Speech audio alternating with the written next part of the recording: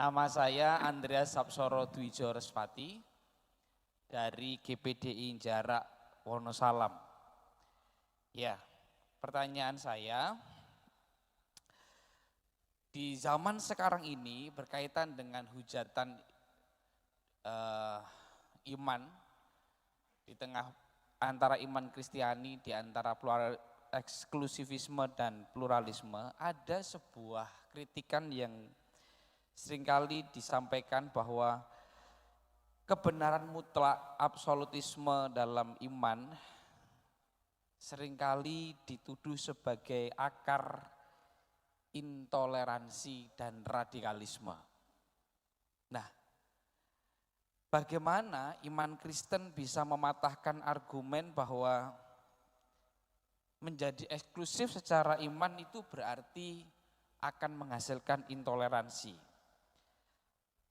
Yang kedua, bagaimana cara kita menjawab kritik pluralis yang sepertinya memang logis, yaitu seringkali iman atau agama seseorang itu hanyalah faktor geografis, sosiologis, dan biologis. Artinya kita ini seringkali disebut Kristen atau sebagian Kristen ya hanya karena lahir dari keluarga Kristen.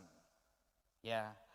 Dan yang terakhir, apakah misi penginjilan masih relevan dan etis dilakukan di era modern yang sangat menjunjung tinggi pluralisme? Bagaimana cara melakukannya tanpa terkesan eksklusif dan ofensif? Matur nuwun.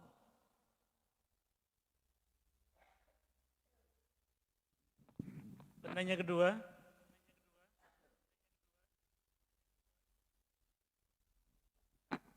Selamat siang semuanya.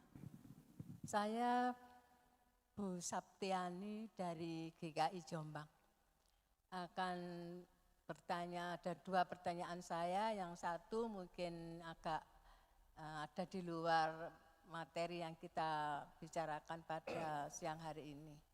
Yang pertama yaitu di mana ini pengalaman saya pernah mengikuti persekutuan di antara anggota gereja-gereja. Ada beberapa gereja mengadakan persekutuan.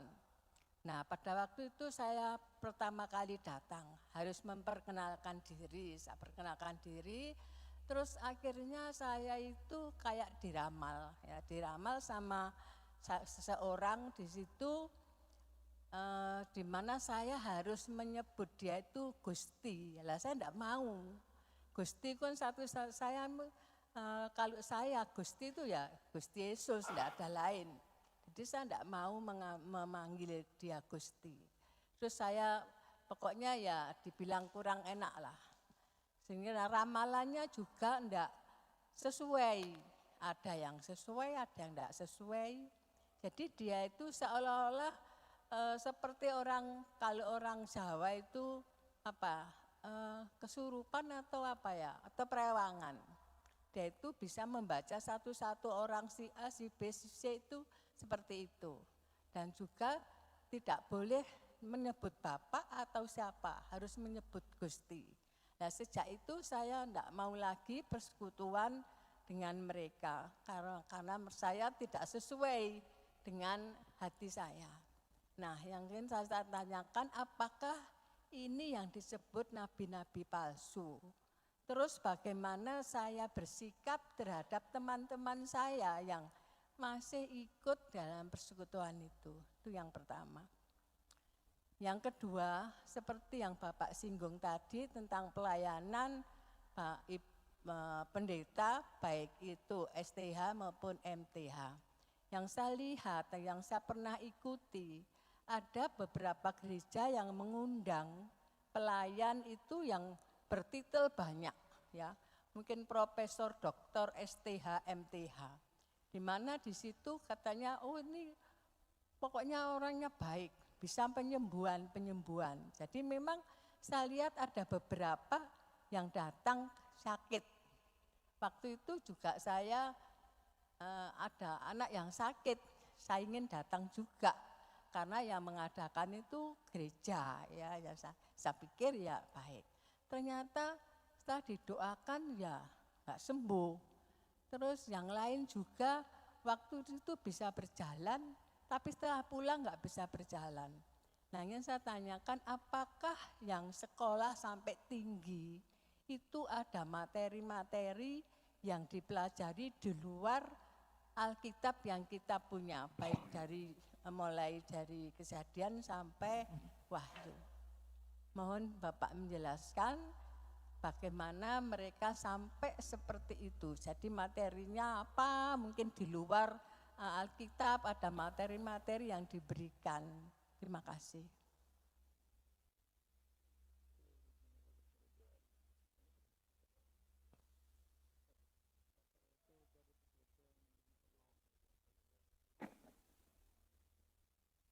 Moderator, 2 atau mau tambah?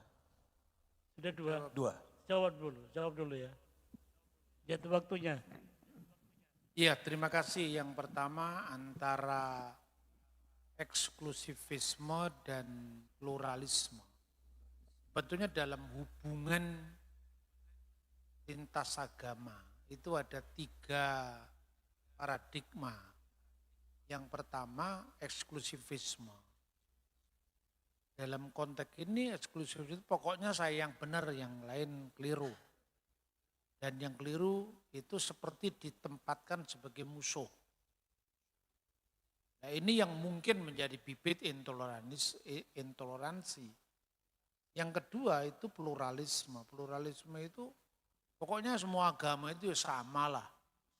Jalannya berbeda-beda, tujuannya sama. Jadi kita tidak perlu harus mempersoalkan perbedaan, ya karena agama itu hanya simbol yang berbeda-beda, tujuannya sama, intinya sama. Itu pluralisme. Yang ketiga itu inklusivisme, itu di tengah-tengah antara eksklusif dan pluralis. Ya saya percaya apa yang saya imani benar, tapi saya tidak berhak menghakimi orang lain. Dia punya hak yang sama untuk berbeda dengan saya. Jadi kalau dalam konteks seperti itu tidak salah. Saya ini ibarat gini, kita masing-masing punya pilihan. Pilihan saya itu pasti benar. Tapi saya tidak perlu memaki orang lain, kamu sesat, kamu salah. Kamu tidak punya hak hidup. Jadi sejauh pandangan bahwa kita benar itu ada di ruang privat. Tidak dipaksakan ke ruang publik. Itu tidak menjadi benih intoleransi. Menjadi bibit sikap intoleran terhadap yang lain apabila yang kita yakini benar kita paksakan kepada orang lain di ruang publik. Tapi kalau di dalam publik tidak masalah. Itulah warisan bangsa kita, Bhinneka Tunggal Ika. Bhinneka Tunggal Ika itu tidak pernah memaksakan orang lain sama dengan kita. Berbeda-beda, tetapi satu. Namun setelah itu kebenaran itu bukan 2, kebenaran hanya 1. Itu jauh lebih mendalam ketimbang apa yang dikenal dengan multikulturalisme. Yang gagal sekarang multikulturalisme itu pluralisme tanpa batas. Multikulturalisme di barat kan gagal. Imigran-imigran itu datang, diterima, tapi mereka memaksakan apa yang mereka yakini. Coba sekarang beberapa wilayah di Inggris, ini kan sudah jatuh ke tangan kelompok intoleran. Jadi intoleran itu bukan karena sikap kita memilih kebenaran. Bukan karena itu, tetapi memaksakan kebenaran yang kita anggap benar kepada orang lain. Mereka menuntut toleran dari pihak lain, tapi dirinya sendiri tidak siap mengintegrasikan diri dalam kelompok yang menerima dia. Itu kegagalan negara barat sekarang kan. Tapi kita punya bukan seperti itu pluralisme tanpa batas. Kita pluralis, tapi bukan pluralisme teologis, tapi pluralisme sosiologis. Pluralisme teologis itu memaksakan pluralisme pada agama. Tapi kalau pluralisme sosiologis, pluralisme pada tata kehidupan masyarakat. Ketika kita berkumpul di halaman rumah, di alun-alun, di mana ya ada Islam, ada Kristen, ada Hindu, ada Buddha. Begitu kita masuk ke gereja kita Kristen, tidak perlu ada kompromi dengan agama lain. Nah, sikap itulah yang sebenarnya dijunjung tinggi oleh negara kita. Makanya ya kita kan gagalnya itu hanya karena mereka yang tidak rela menerima prinsip itu. Jadi benika berbeda-beda itu tunggal itu. Jadi ketunggalan itu tidak menghapuskan kemajemukan. Kemajemukan itu kekayaan. Misalnya, apa menjadi Indonesia itu menghilangkan kekristenan kita? Tidak. Menghilangkan kejawaan kita, kebataan kita, keislaman kita? Tidak. Kita tetap Islam. Kita tetap Hindu, kita tetap Kristen, kita tetap Batak, kita tetap Tionghoa. Karena itu tidak bisa dihapus. Kalau keragaman dalam warna kulit, keragaman dalam budaya, keragaman dari perilaku tidak bisa disatukan. Bagaimana agama yang menyangkut keyakinan, yang mendalam disatu-satukan, bisa disama-samakan? Enggak bisa. Justru pluralisme tanpa batas itu menolak kekhasan setiap manusia. Makanya di samping Bhinneka Tunggal Ika masih ada lanjutannya Bhinneka Tunggal Ika Tanhana Dharma Mangkura. Tidak ada kebenaran yang mendua, kebenaran itu hanya satu. Jadi kita bisa bersama-sama tapi kita memang tidak sama. Justru toleransi sejati itu adalah menghormati perbedaan, dewasa karena perbedaan dan tidak memaksakan kesatuan. Yang mengatakan bahwa pemahaman agama kita benar itu telah menjadi bibit intoleransi Eropa itu bebas terbuka, nyatanya sekarang jatuh satu-satu ke tangan intoleran. Toleransi itu hanya bisa dirayakan dalam ruang publik, tidak bisa dipaksakan ke ruang privat.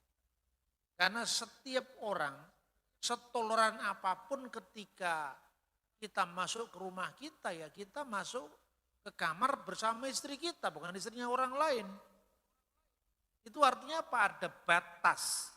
Pluralisme itu ada batasnya, itu di ruang publik, tapi di ruang privat itu ya kita masing-masing.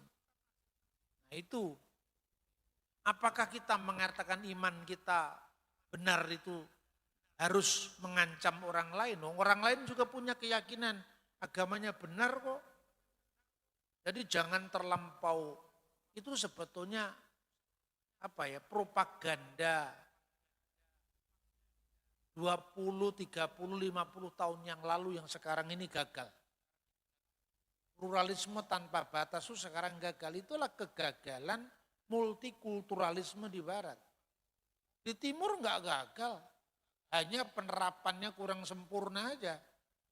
Makanya selalu saya katakan, ketika saya tadi presentasi, saya kan tahu Yahudi menolak Yesus. Tapi kalau saya berpikir eksklusif, pokoknya Yahudi menolak Yesus itu di luar kebenaran. Selesai kalau seperti itu. Tapi ada nilai-nilai lain yang itu membuktikan kebenaran, kita korbankan karena perbedaan. Seberbeda apapun kita dengan Yahudi, kitab sucinya sama. Inilah yang menjadi modal bahwa Alkitab tidak mungkin dipalsukan. Karena apa? Karena perbedaan Yahudi dan Kristen itu perbedaan tafsir. Nah ini kan bukti bahwa saya pluralis dalam konteks sosiologis. Tapi ketika saya bicara iman, saya tetap ya hanya Yesus. Seperti itu saudara-saudara. Kemudian apalagi yang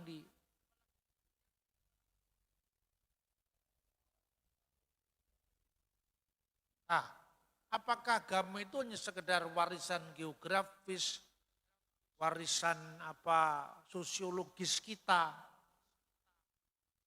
Simbol-simbol agama ya. Tetapi secara iman itu melebihi daripada batas-batas geografis. Buktinya apa? Kesatuan geografis budaya imannya berbeda. Tapi perbedaan sosiologis, budaya, simbol yang sama sekali berbeda, imannya sama. Buktinya apa? Ortodoks dengan Islam. Itu kan sosiologisnya sama. Tapi imannya berbeda sama sekali. Coba kalau Anda melihat sekarang warisan sosiologis budaya gereja ortodoks. Di Timur Tengah, di Mesir, di Syria, di Lebanon. Coba. Kita orang Indonesia yang tidak memiliki budaya sama dengan mereka, gak bisa membedakan itu yang dingajikan itu Alkitab, apa Al-Quran, apa Injil. Tapi kalau orang Arab langsung di sana kan paham. Kalau orang Islam membaca Quran terakhir, Shadaqallahul Azim. Kan sama dengan kalau ngaji. Tapi coba kalau Anda lihat di gereja ortodok Koptik misalnya. Min masamir dari Mazmur.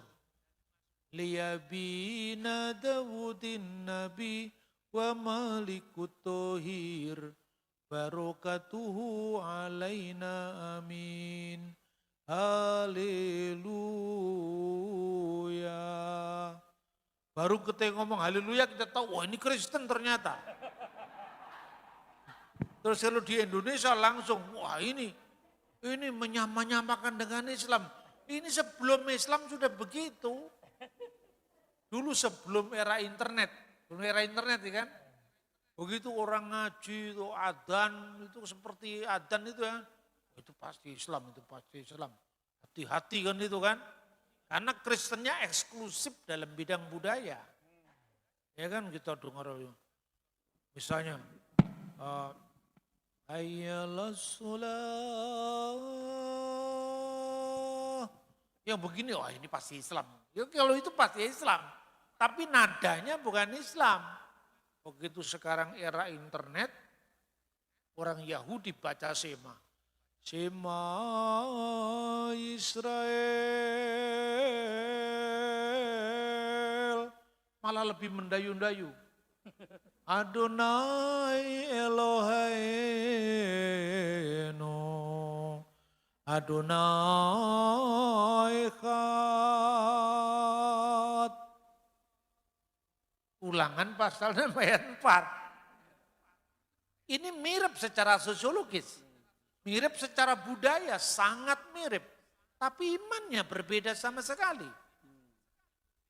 Tapi sekarang, gereja ortodok yang di Timur Tengah, gereja Katolik yang di Barat, gereja Protestan yang di Barat, itu budayanya beda sama sekali. Coba kalau Anda pergi ke gereja timur, baik itu ortodok, Yunani, ortodok Syria, ortodok Koptik, Anda merem. Dan ketika masuk itu merem mata kita. Ini bingung, ini masjid apa gereja ini. Karena tidak ada organ, di gereja ortodok enggak ada organ. Kalau gereja Koptik cuma masih ada satu alat musik simbal. Misalnya, kalau di gereja Koptik itu ada pujian Trisakyon. Trisakyon itu kira-kira Akio soteo sakios iskiros akios atanatos. Misalnya ya, terus kemudian diharapkan ya. Kudusullah, kudusul kowi, kudusul ladhi layamutirhamna.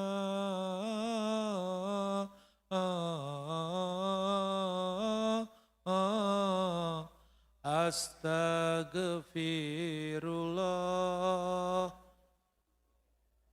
Robbal baroya Astagfirullah minal kotoya. Lu kan mirip, tapi kan imannya beda sekarang. Sementara sama-sama Kristen, satunya Kristen Timur. Ya, Al-Masdulillah biwalibni waruhil kudus. Kemuliaan bagi Bapa dan Anak dan Roh Kudus. Al-ana wa kulu awanin wa ila tahrita hirin. Amin. Bandingkan sekarang.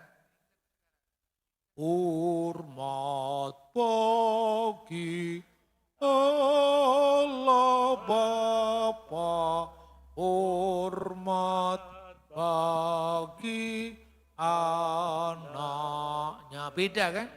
Satu lagi yang lebih ngepop. Pujilah Bapa, pujilah Anak, puji Rohul Kudus, ketiga yang esa. Kan itu kan?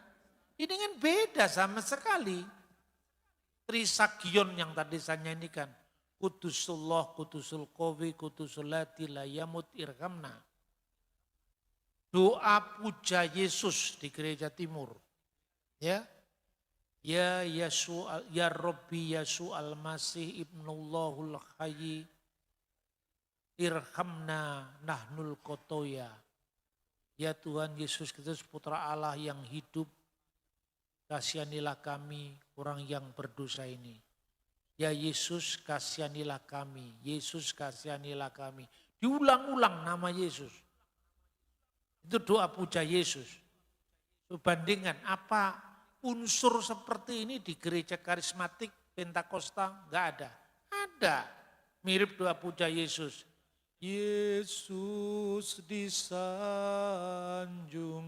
Yesus disanjung, Yesus disanjung tinggi. Ini pengulangan ini. Jadi budayanya berbeda, warisan sosiologisnya berbeda, simbolnya berbeda, barat dan timur imannya sama. Sama-sama di timur, iramanya sama, warisan budayanya sama, ngajinya sama, satunya percaya Yesus, satunya enggak percaya Yesus. Islam dan Kristen. Jadi teori ini muncul dari teori barat yang mainnya kurang jauh. Bener enggak?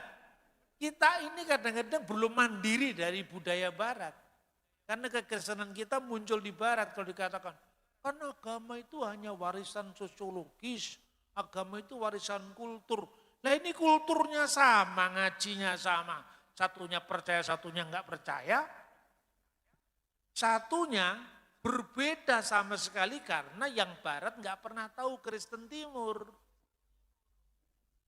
Di Timur itu, yang Kristen Timur itu baik itu Ortodok maupun Katolik, Ritus Timur. Nah orang Protestan di Timur juga ikut-ikut budaya seperti ini. Kalau enggak ya protestannya enggak laku karena di sana orang biasa ngaji.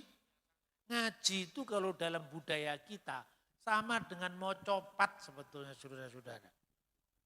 Itu ada kaidah-kaidahnya, itu mau copat sebetulnya. Itu kalau budaya kita di Jawa, ini mau copat. Mau dia Islam, mau dia Kristen, begitu nembang yang namanya dandang gula ya sama, pangkur ya sama. Jadi budaya sama tidak menjamin atau warisan sosiologis budaya yang sama tidak menjamin imannya sama. Tapi bisa melintas batas budaya yang berbeda-beda. Coba Islam di India. Ketika dia baca Alkitab mirip dengan baca Bhagavad Gita. Orang India kalau membaca teks itu kan lebih banyak nyanyinya tuh, mendengung itu lagunya. Kalau di India itu. Karmani wadikarasti mapali sukadacana, itu kalau di India. Itu sama dengan kalau orang Islam itu. Ihdina suratul mustaqim suratul ladina namta alaihim qaril maghdubi alaihim waladdallin. Di India gitu. Kalau di sini kan beda. Waladdallin. Amin. Kan gitu kan? Jadi artinya budaya itu tidak menjamin bahwa imannya akan sama. Maka apa istilahnya teori bahwa agama itu hanya warisan sosiologis yang berbeda, warisan budaya yang berbeda itu enggak terbukti. Moga apa yang kita lihat dalam konteks kebinekaan kita itu lebih mendewasakan kita dalam kita beriman. Maka orang Kristen jangan minder dengan yang lain. Kita ini punya penyakit minder, Wardaheit kompleks. Makanya kita mainnya mesti jauh. Mainnya mesti jauh, jangan hanya di situ aja. Supaya kita tidak gampang sekali terperangkap dengan informasi-informasi baru yang membuat kita ini jadi sasaran, apa istilahnya itu, korban hoax atau korban kebohongan publik ya, seperti itu. Masih ada lagi? Satu pertanyaan, 10 menit lagi Bapak. Ibu untuk menjawab pertanyaan Ibu tadi. Sudah. Yang kedua tadi. Tentang persekutuan tadi. Oh ya, kalau begini, kalau pengalaman pribadi, itu tidak bisa dinilai langsung apa itu sesat atau itu tidak. Karena pengalaman pribadi itu tergantung kasusnya seperti apa. Tapi Ibu bisa menilai kenapa saya harus mengambil nama Gusti itu di persekutuan apa saya tidak tahu. Tapi kalau itu konteksnya misalnya yang persekutuan itu orang Jawa di Solo. Kita panggil itu Sentono Keraton aja ya Gusti Dipo, Gusti Tejo Bulan. Ya kan? Di sini Gusti tidak harus Gusti Yesus. Tapi kalau kita di budaya Jawa Timur, Gusti itu mesti ya Gusti Allah atau Gusti Yesus kan. Karena kita tidak punya Ndoro Kanjeng Pangeran kan kita tidak punya. Itu kan budaya Jawa Tengah. Nah saya tidak bisa menilai apakah ini sesat atau tidak sesat. Karena apa? Tergantung konteks kata Gusti itu muncul di mana. Kalau dia muncul di Jawa Tengah, tidak harus berarti Tuhan. Gusti Patih, Gusti Pangeran. Saya itu kan punya gelar Kanjeng Pangeran. Saya kalau di lingkungan Jawa Tengah, saya kadang-kadang dipanggil Gusti juga. Meskipun saya bukan Gusti Allah. Tapi di Jawa Timur saya dipanggil Gusti, saya tidak mau. Gusti opo karepmu itu saya bilang itu. Iya toh? Saya kalau pisuanan di keraton itu ya saya duduk menghadap Jinuwun Dalem ya saya pakai pakaian Jawa begitu, kemudian foto saya beredar di kalangan teman-teman di Jawa Timur. Lihat Pak Bambang Nursena di depan Raja Surakarta Adiningrat dia melaku ndodok. Saya kan sebagai di sini saya berbeda karena di sana kan status saya kan sebagai hambanya keraton kan, artinya saya harus, posisi saya harus seperti itu. Lah ini kan ini Trapsilo itu namanya. Tapi kalau di Jawa Timur orang dipanggilah saya Gusti, wah itu saya tidak tahu apa artinya itu. Biasanya orang yang memanggil kita, bukan kita minta dipanggil. Nah, kasus demi kasus.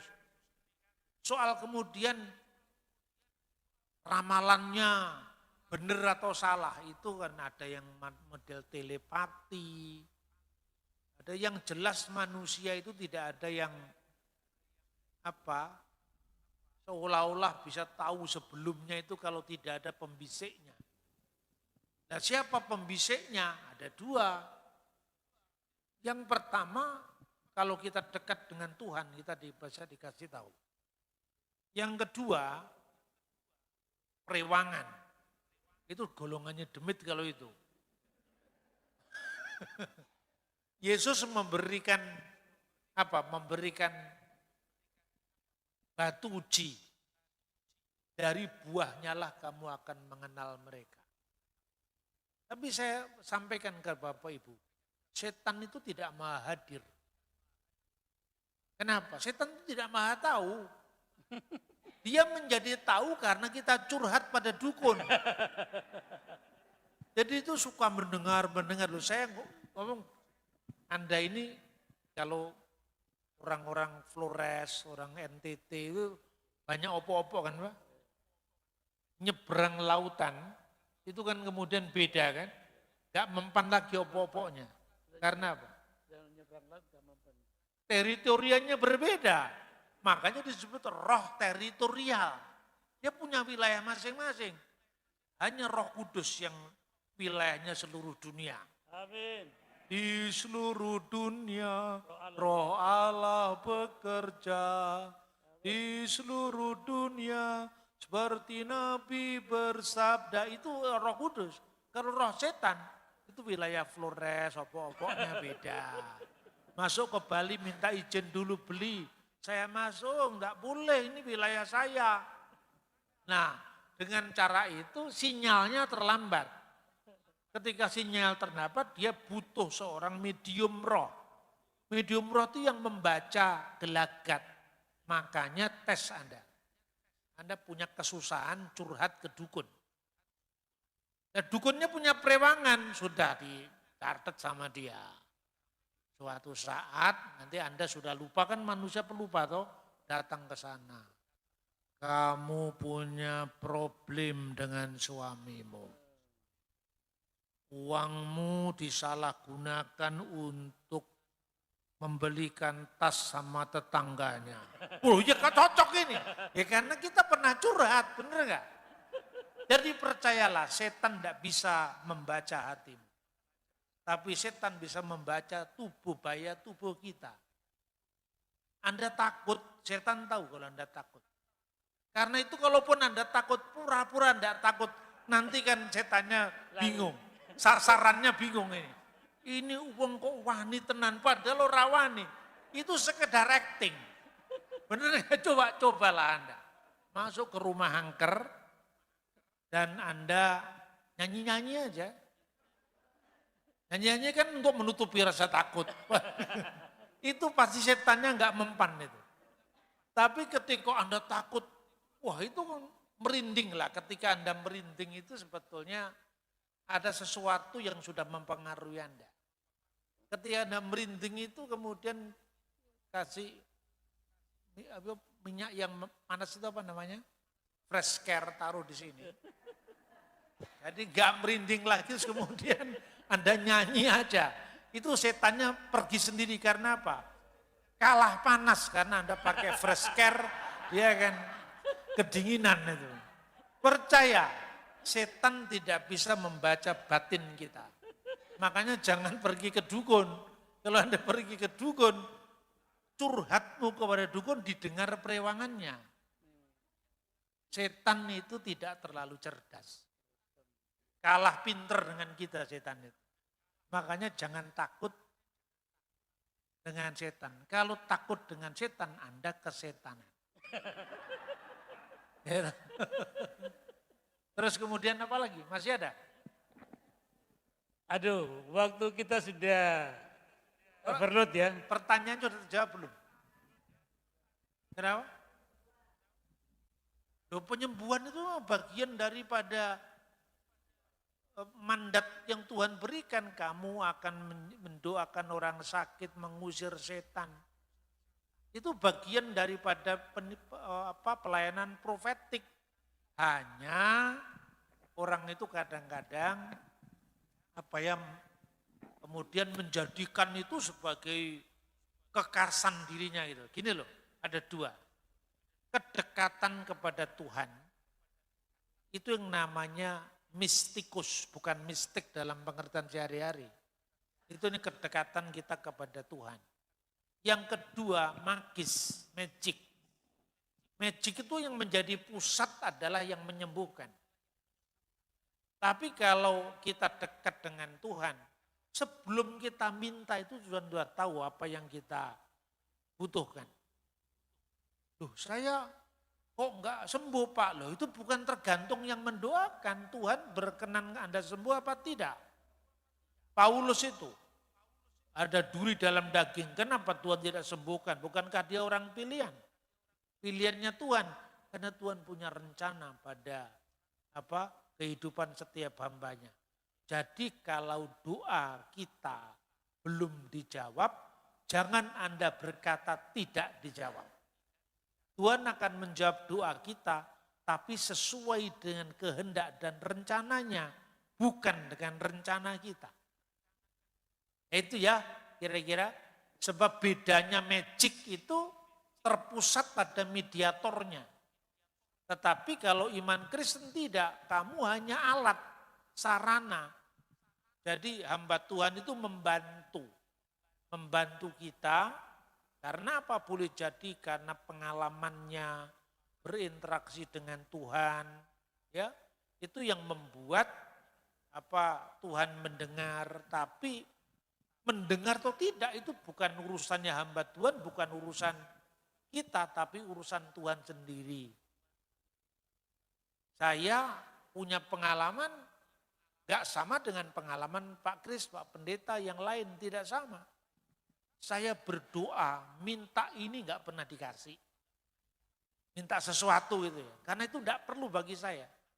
Kira-kira bertahun-tahun kemudian, oh ternyata Tuhan menghendaki saya yang lain. Nah sesuatu yang tidak saya minta malah dikasih.